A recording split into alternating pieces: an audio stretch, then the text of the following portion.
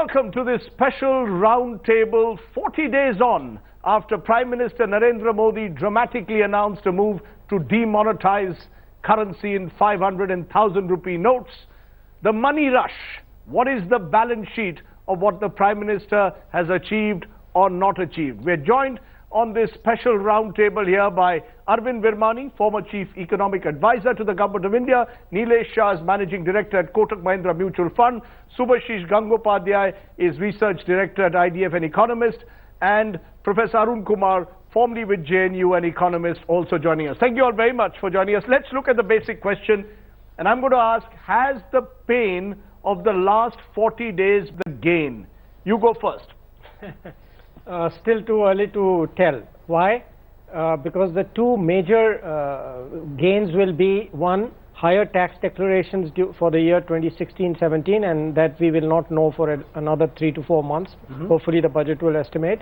And secondly, in terms of fall in prices of real estate, which again, I don't have any data to go by, though one has heard reports of up to 30% falls.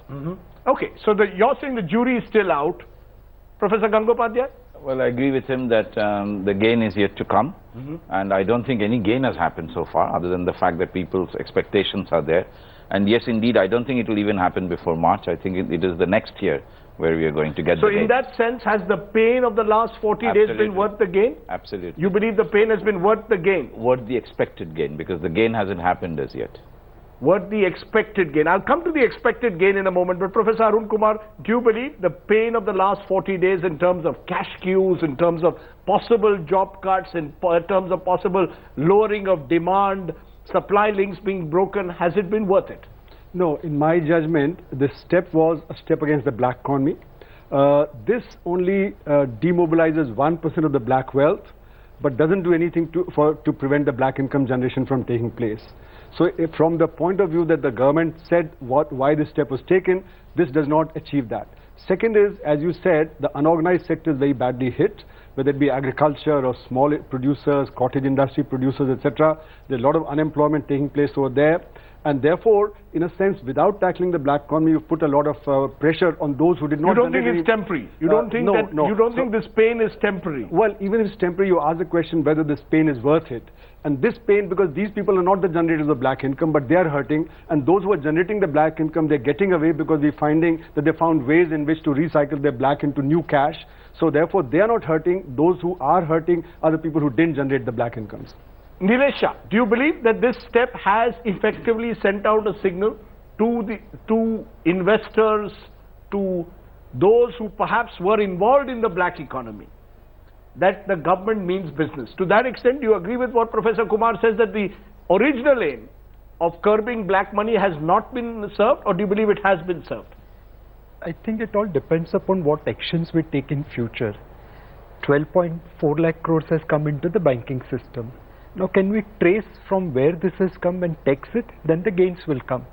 But if we let it go back to convert into cash, then gains will not materialize. So what will the Prime Minister have to do? You're seemingly suggesting demonetization is not some single magic bullet that on its own can bring the black money economy into the formal economy. Absolutely. As Professor suggested, black money is just one portion. There is also black assets. Now, can we go after gold? Can we go after real estate, which is probably holding far more quantity of black assets than this? Dr. Virmani, do you believe that there is that possibility of the black economy actually being reined in, being brought into the formal economy and serving in a sense as a force multiplier? See, there are basically three elements very quickly.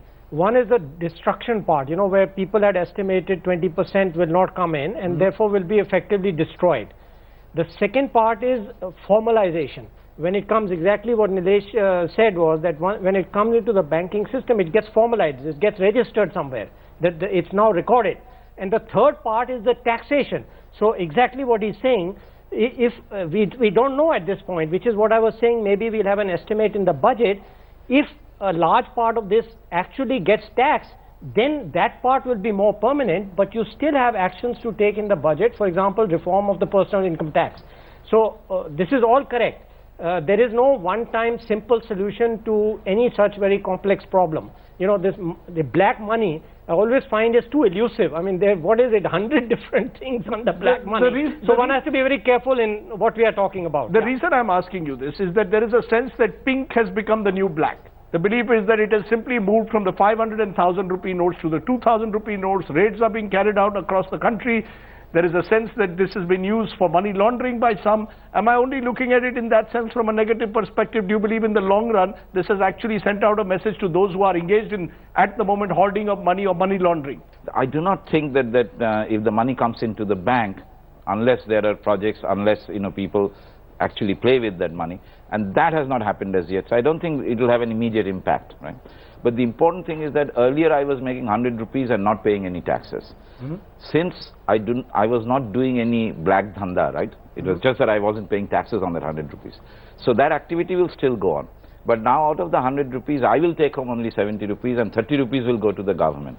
And if the government now increases this or uses this to fund infrastructure, to do all the necessary things that the government has to do, then that will generate the growth in the economy. So we have to wait for that process to happen. But there is greater liquidity presumably as a result today in the banks, and I hear from bankers telling me that there will be a hockey stick like growth eventually which will take place. Yes, there's a dip, and do you anticipate that dip to perhaps be for 2 quarters before you expect the economy to revive, or is that still up in the air? That will also depend on the nature of reforms that this step is followed up by. So as of today, entrepreneurs are not sure whether the impact is for 1 month, 2 months or 6 months. Situation is too fluid. People are taking 1 month at a time. So we won't be able to tell with surety whether it's a 3-month phenomena, 1 month phenomena, 6 months phenomena.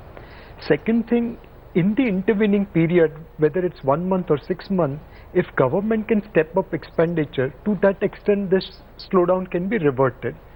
And as Professor mentioned, definitely all this black money was not lying in Tijori alone, it was moving. But the velocity of cash moving or black money moving in is probably 1 or 2, it cannot be 5. If I can focus on reviving construction sector, affordable housing segment, then the multiplier effect of that is in cement, steel, on your furniture and fixture, electrical appliances, labor jobs. You can create a But presumably what you're saying will be more in the medium term. You're looking at 6 months at the very least. Absolutely. So it is the hockey stick. It is a bit like the hockey stick, and you look at 6 months. But it's field hockey. It is not field hockey, sorry, ice hockey. It's ice hockey. No. If it's ice hockey, then you're presuming that the economy will revive much faster than most of the dire prognostications are. It will dip less. It will dip less. Okay, so it's the shape of the ice hockey stick. Fair enough. I'm just trying to understand, Dr. Virmani, whether you then believe that from the viewpoint of that average customer who's today still standing outside the bank queues, many believe that the success of this scheme depends on how soon are you able to remonetize. Do you believe that targets of December 30th were unrealistic in the first instance, and there are therefore question marks over planning and execution? The problems caused by too little cash in the circulation, which is in the trade and commerce, can be reversed by putting it back. Now, if you could have done it in 1 to 2 months, they should have. If they had analyzed it properly, they would have said that let's make sure it's back there in a month or 2, then you would not have seen any negative effects in the 3rd month. Unfortunately, it seems like they'll probably not be able to do it fully meaning the amount needed. Fully doesn't mean 100%, because some of it, as Professor pointed out, is the asset part. Yes. That doesn't matter so much for the purpose which we are discussing. So yes, your question is correct, that there does seem to be that, unfortunately, because that it was not thought of the importance of injecting this back, there will be more negative effect than one should have. How long do you see? Did you see this cash crunch? Mr. Chidambaram in an interview today told me a few weeks ago it will take 5 to 6 months. He believes before order will be restored in terms of the cash in circulating in the economy. Do you agree with that, or do you believe that's an extreme timeline? See, I don't know what actions the government is taking, but I would say that if they had planned it well, as Arvind was saying, if they had planned it well, then after announcing it on the 8th of November, on the 9th of November, they should have started pushing for digitization, right? Rather than, So clearly they didn't plan it well. Many believe that the opposition in this country, political opposition, says goalposts are being shifted by the government. That it was supposed to be about black money, it's now about cashless economy. The government says it's linked. And that's what I think Professor Gangopadhyay seems to suggest. The faster you move towards a cashless economy, the easier it is to bear any decline in cash circulation in the economy. You agree with that? No, one should have prepared for demonetization by having currency available before it was started, okay? Could have been done in a variety of ways. Then this problem would not have arisen. Cashless also requires massive preparation in terms of infrastructure, whether it be electricity in the villages, whether it be availability of connectivity, whether it be call drops, and even in Delhi we have large call drops, etc., availability of POS machines, availability of ATMs, etc. That will take a lot of time. So even if we begin to prepare for digitization, it will take a long time. My point is that currency shortage will last because of several reasons. One is we don't have enough printing capacity to produce 15 years worth of cash within a space of 50 days or even 180 days. I think 8 to 12 months is a very reasonable time. You're looking at 8 to 12 months before the currency shortage will be overcome. You know, that might be seen as an extreme view by some, but Nilesh Shah, from a Mumbai market's perspective, two words which were used. One was uncertainty, and the other was this whole nature of disruption. Do you believe disruption and uncertainty means, as you earlier said, that businessmen, investors are also looking at India month to month? That they're going to now evaluate this country over the next 12 months, month to month. Do you see that being the sort of overall trajectory in which business will now look at the environment, or do you believe that will change given the momentum that India has traditionally had? So as of today, if we see our macro vis-a-vis our peer group, we are in a infinitely superb position. Our fiscal deficit is under control, current account deficit is under control, inflation is slowing down. We can still cut our interest rates, whereas in many other parts they have to raise. So from a top-down point of view, we are in a superb condition. The demonetization's biggest effect from a listed market cap point of view will be shift of business from unorganized sector to organized sector. This demonetization and GST put together will move businesses from unorganized sector to organized sector. Businesses which were run on tax arbitrage will give way to tax compliance, and that will keep investors bullish. When I say people are planning business on a one-on-one month basis, that's more from an entrepreneur point of view. When we speak to a microfinance company, he's saying that, look, I can give clarity of 1 month, I can't give clarity beyond that. But you see these smaller and medium enterprises moving towards this cashless economy much faster than many people would imagine. So the adoption is fantastic. There's this village called Akodara in Gujarat where ICICI Bank, made them digital. Now that's one role model. Can we replicate it quickly? As Professor mentioned, there are physical infrastructure limitations. Interestingly, there is a belief, for example, the Revenue Secretary yesterday said on tax laws, there's a belief that the VIPs are still untouched. Initially, there was a belief that the rich will be now, in a sense, be put on notice. What is happening? The middle class and the poor are having to stand in the queues. We yesterday heard the Revenue Secretary say that political parties, funding to political parties will be exempt from from taxation. He's citing previous IT laws if you make investments below 20,000. But the feeling is political parties are not in the net. The VIPs are really not in the net. No big bank chairman has ever been caught for giving off money to the likes of Vijay Mallya or NPAs that build up. That in the end it's the poor and the middle class who are bearing the brunt of demonetization. Is that right? That political parties get away, the VIPs still get away? See, you must understand that in India, the informal sector, where much of the middle class and poor are, since only 7% of the labor force is in the organized sector, much of this is the absorber of this non-tax paying money, right? So therefore, when you're squeezing that, they will be affected. For example, you're talking about the middle class. You saw on TV that students are standing in line. Why? Because they have to pay in cash, the rent, right, for staying as paying guests or what have you. Now the thing is that this is wrong because the landowner is unwilling to take a check. Now these will stop, right? These have to stop. These have to stop. Will they stop? You believe that there is enough of pressure in the system? I'll tell you why. Because if I am depending on something for my livelihood, I will have to adjust the mode of payment in doing that livelihood, right? So if I'm not allowed to take cash, if cash is not available, I'm not going to close shop and say, okay, I will starve, I don't have a livelihood. No. I will adjust. So therefore I agree with him. The supporters of demonetization keep telling the critics that you are not changing fast enough. This country needs to change. It needed a shock treatment. It needed something which was disruptionist. The Prime Minister has done that. You've got to change with the times. This is a younger country. This is a country that needs to move to a much larger economy in the fastest possible time. So, cashless is impossible immediately. You can move towards a less cash economy. Try as far as possible to move towards all the digitization, all the credit cards, etc. that you can, but still that's a long way to go because, the infrastructure is lacking, machines are lacking, various other things that I mentioned.